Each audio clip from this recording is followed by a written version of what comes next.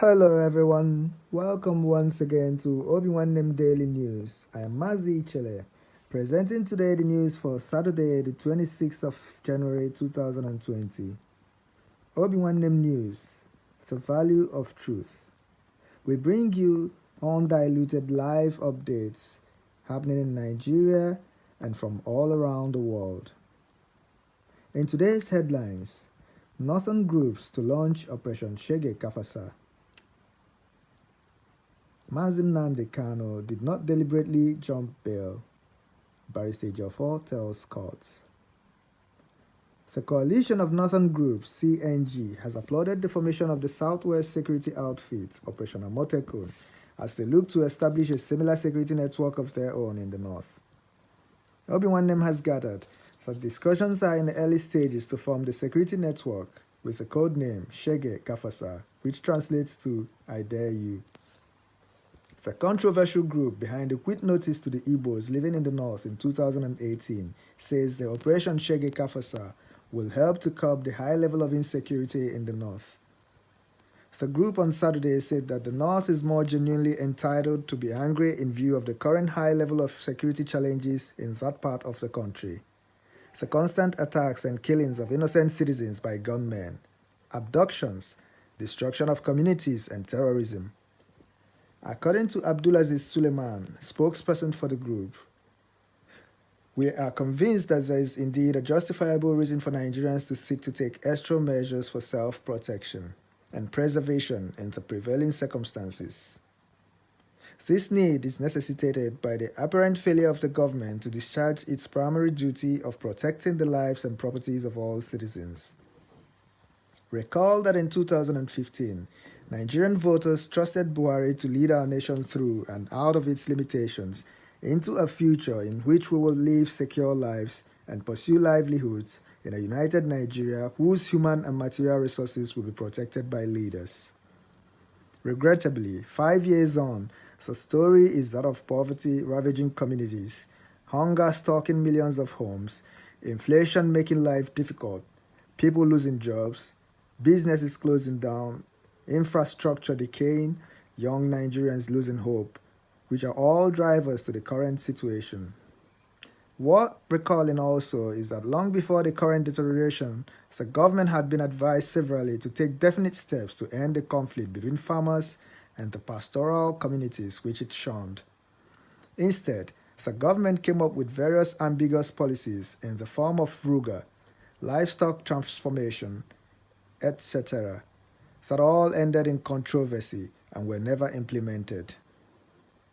At a point, the CNG and the Northern Elders Forum were compelled to consider advising the pastoralists to return home to safety, at which the presidency intervened by renewing the vow to protect all citizens' rights to live and thrive anywhere in the country. Having evidently failed to do that, the ensuing level of fear and uncertainty pervading the country now sparks concerns that government's willingness and the quality of coordination of efforts, management of resources, and the capacities and integrity of the mechanisms charged with the nation's security do not do justice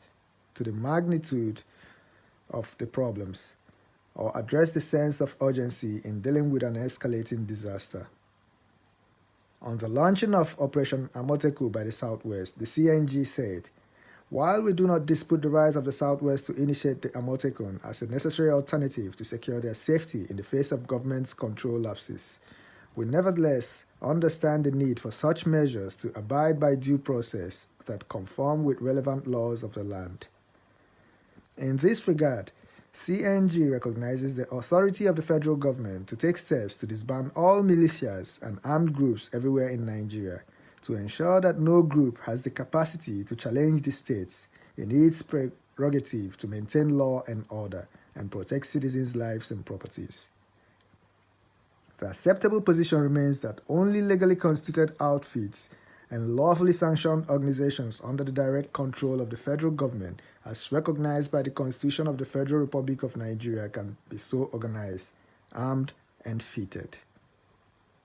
Any extrajudicial arrangement by which regions set up state-sponsored armed militia groups may therefore not be tolerated, as it only confirms suspicions of a wider agenda similar to that of IPOB, to cajole other parts of the country to submit to their ambition for political ascendancy.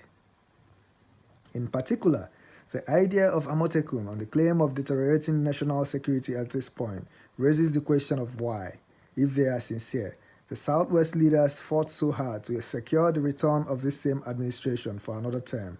notwithstanding the security lapses that manifested long before the elections of 2019. If indeed the aim of the Southwest leaders is to use Amotekun as a weapon to coerce the nation into ceding the presidency to them in future, CNG finds it pedestrian and tactless, as brigandage will only jeopardize their chances the way IPOB did to the Southeast politics. On the contrary, any section of the country that is able to present a credible alternative shall certainly gain the support of Nigerians without the need for resorting to bluffing. In the prevailing circumstances, the North is even more genuinely entitled to be angry at the rate its people are attacked, killed, towns and villages vandalized, innocent citizens including children abducted and terrorized, families traumatized, and communities displaced on a daily basis. All this while, the North has persevered in a dangerous security environment fueled by outside interests that thrive on the supply of such deadly merchandise as hard drugs and other harmful substances, and the proliferation of arms into the region. With the current level of anger, frustration, and uncertainty that is fueling communal disharmony and mutual distrust, CNG believes that the North should as well take similar steps to arrange for the protection of the region and its people from these daily attacks and destructions. Thus, failure of the authorities to provide proof of its capacity to protect citizens in all parts of the North as minimum evidence that they are serious about their responsibilities would leave the people with no option than to resort to forming an Arewa security initiative to secure their people's lives with the proposed codename Shege Kafasa. For the avoidance of doubt, notwithstanding that Nigerians may not have quarrels with region taking measures to protect its people, they are at the same time unlikely to give in to the calculated manipulation, coercion, intimidation, aggression, or undue show of force in whatever guise. On its part, the North remains confident that it will not shy away from any process leading to any form of national reassessment that may arise now or in the future, in the context of a genuine dialogue without hidden agendas or preconditions. Thank you very much, and God bless you all.